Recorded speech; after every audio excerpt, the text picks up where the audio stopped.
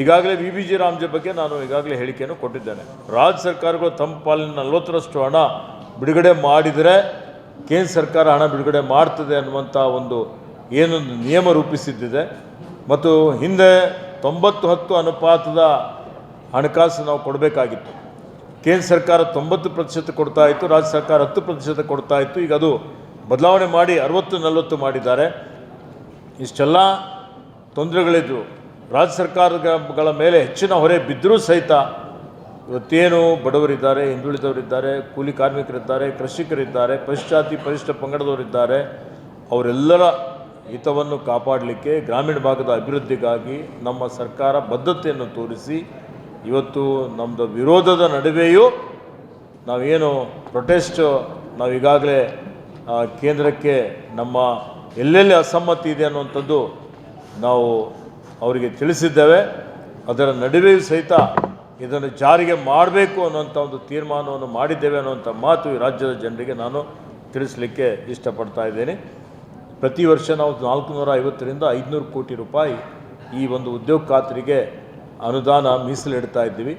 ಈ ವರ್ಷ ನಮ್ಮ ಪೋರ್ಷನ್ ಏನಿದೆ ಅದು ಕೇಂದ್ರದ 5709 ಕೋಟಿ ರೂಪಾಯಿ ನಾರ್ಮೇಟಿವ್ ಅಲೋಕೇಶನ್ ಆಗಿದ್ದರೆ ನಾವು 3800 ಕೋಟಿ ರೂಪಾಯಿ ಕೊಡಬೇಕಾಗುತ್ತೆ. 20 ವರ್ಷದಲ್ಲಿ ರಾಜ್ಯ ಸರ್ಕಾರ 61,333 ಕೋಟಿ ರೂಪಾಯಿಯನ್ನು ಖರ್ಚು ಮಾಡಿದೆ. ಅದರಲ್ಲಿ ಕೇಂದ್ರ ಸರ್ಕಾರ 56,000 ಕೋಟಿ ಕೊಟ್ಟಿದೆ, ನಾವು 4,800 ಕೋಟಿ ಕೊಟ್ಟಿದ್ದೇವೆ 20 ವರ್ಷದಲ್ಲಿ. ಒಂದೇ ವರ್ಷದಲ್ಲಿ ಈಗ 3,800 ಕೋಟಿ ರೂಪಾಯಿ ಹೊರೆ ರಾಜ್ಯ ಸರ್ಕಾರದ ಮೇಲೆ ಬೀಳುತ್ತೆ. ಇದು ಅವೈಜ್ಞಾನಿಕವಾದದ್ದಂತೂ ಅಂತೇಳಿ ನಾವು ನಮ್ಮ ವಿಚಾರಗಳನ್ನು ಪ್ರತಿಪಾದನೆ ಮಾಡಿದ್ದೇವೆ.